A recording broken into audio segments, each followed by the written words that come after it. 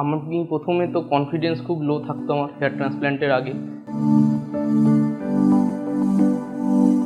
এখন কনফিডেন্স অনেক বেড়েছে।